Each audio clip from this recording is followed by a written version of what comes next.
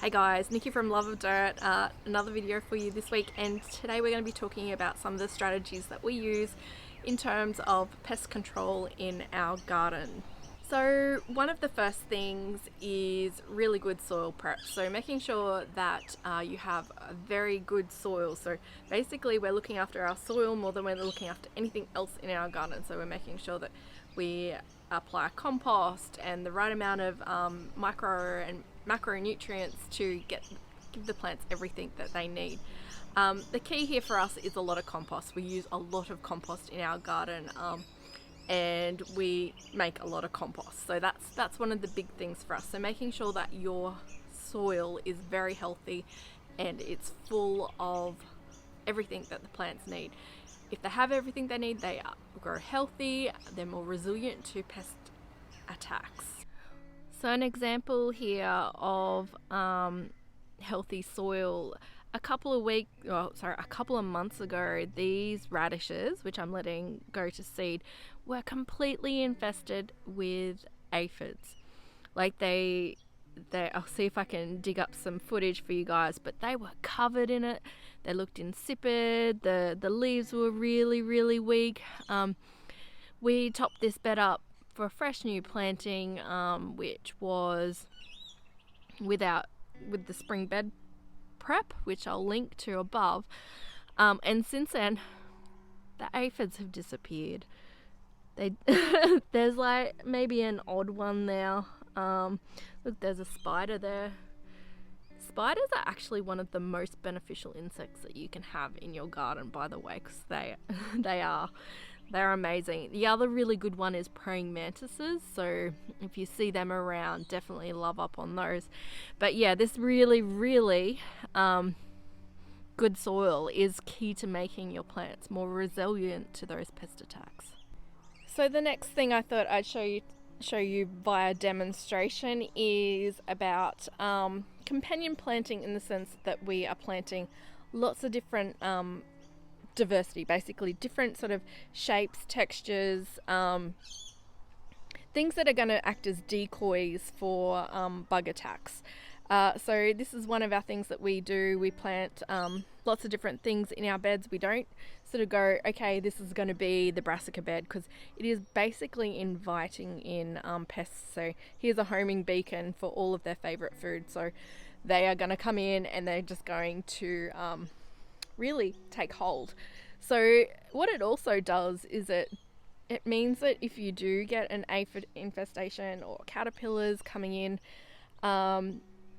you're not going to lose everything all in one hit. So you may get a bit of an outbreak in one area of the garden, but you've got some growing in another area of the garden, so it's okay. The losses aren't as much. Another thing, and you'll probably notice this more now that it's spring, is we actually plant a lot of flowers. So we have flowers everywhere. They're in most corners of our beds, in our veggie patches. So you can see over here where we've got our corn, we've got a little corner here of yarrow, and there's some snapdragons there. We've also got what I call this middle section, my insectary. So this middle garden is just a low bed, and I just have flowers and herbs in this garden. So it acts as a bit of a habitat for insects. And also birds. So the bird bath is actually it's a fairly new addition. I guess it's probably 12 months old now. I'll say 12 months, maybe 18 months old. But it's great because it brings in the birds, and the birds eat the grasshoppers. So we haven't had grasshoppers out in this back area since getting this bird bath. I've seen the birds catch the grasshoppers. So definitely, if you do have the space, put a bird bath in and see if that's going to help you with different types of pests. But the flowers, they provide as well the habitat, so places for the good bugs to live, and also food for different stages of the bug cycle. So you might find that there's certain beneficial insects In their adult stage, they eat nectar of flowers, but in their nymph phase, they're the ones that are eating the aphids and things like that. So it's really a good idea to make sure that you interplant as many flowers as you can. And I'll show you the best ones. If there's only one flower you're going to plant, then plant this Sweet Alice, or it's called Alyssum as well. You can get it in different colors. But this is by far one of the best ones. It we get a lot of the parasitic wasp. So if you've got a lot of caterpillars, cabbage moth, then this one here is a really good one to plant. Yarrow is another one of our favorite. Again, it brings in the parasitic wasp, but it's also a accumulator. So what that means is it actually brings in nutrients into its foliage and leaves. So you can sort of chop and drop this and it's going to add boost to your soil, but also it's a good one to add to your compost bin as well. Nasturtium, every veggie patch should have it. Yes, it takes over. It's a bit annoying. It's all completely edible. You can pickle the seeds to make poor man's capers. You can make pesto out of the leaves. You can eat the flowers. They're peppery, but if you nip the end off, you can suck them and get a sugar hit as well. That's what my kids love to do. Another little tip is allowing some of your plants to go full cycle. So this is a tatsoi going to seed. And these are like a little homing beacon for all sorts of beneficial insects. So your bees, the native bush bees and the European honeybees, but there's also lots of parasitic wasps and hoverflies, which all add to that balance and making your whole garden as a whole be more balanced and more resilient, and everything sort of just keeps in check when there's lots of things coming in and out of it.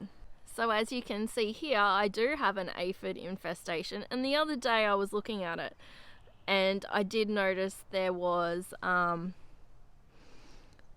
I don't know if I can see it on the camera, but there was some lacewing larvae collecting them. So I'm just going to leave that, and that's what I do. Like, you don't need to sort of get in and pull all of the things out as soon as they get a little bit infested.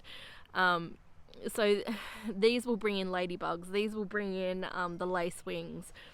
So if those things aren't in your garden to begin with, and it's quite sterile, and you're on a mission to get rid of all of the bugs, you're not going to get those beneficial ones in. So always sort of be prepared to sacrifice a little bit to be able to get that balance right. So another thing to really note is that any kind of spray, organic or not, there is potential it's going to affect your beneficial insects. So, you know, things like the neem and the eco oil. So if you spray those, they're nondescript. They're actually going to, even though they're organic certified, or, you know, they work, use them in desperate situations. Focus more about bringing in diversity and balance to your garden before, worst case scenario, you have to bring out the sprays. So another thing, particularly for us, we get the Queensland fruit flies. We use a lot of these. These are exclusion bags. These ones are quite old. They're probably about 3 years old. You can get them, I think you can get them in Bunnings now. You can get them eBay. They're affordable. So we use this for all of our capsicums, all of our tomatoes. We actually do have a big net over all of our tomatoes out the front. Because we've got a lot out there at the moment. But yeah, exclusion nets work. What they won't work against is rats and bats. They just chew right through them. So that's just a little tip. If you're finding that your nets are getting eaten through them, that's probably what it's going to be. So one of the big issues we have at the moment is rats, or a rat. We caught it the other day using a bucket trap. But this is all we use for our rodent control. It's old school trap there. We also have upgraded and got this cage trap. We're yet to catch anything in it. It's quite sensitive. But we do have the bucket trap, which I'll show you in a second. The next thing is really just planting more than you need. So it doesn't matter so much if you lose things. So in here you can see I've got my little cabbages, but I lost a lot due to the rats, but I've still got I've still got plenty. So the same thing happened with our broccoli earlier in the season. We had this all planted out with broccoli. They came and they ate all of the heads off, but because we had them all around the garden, because we were using that method of scattering things around, we're not market gardeners, we don't need that efficiency, we still had plenty, and we've still got broccoli coming out of our ears right now. So just be mindful of that. Plant a little bit more, and if you end up getting everything and it doesn't get eaten by a pest, then you can give it away. There's heaps of crop swap groups out there. Thanks so much for watching. I hope you liked that. Give us a thumbs up and make sure you subscribe if you haven't already. We'll see you guys next time. Bye.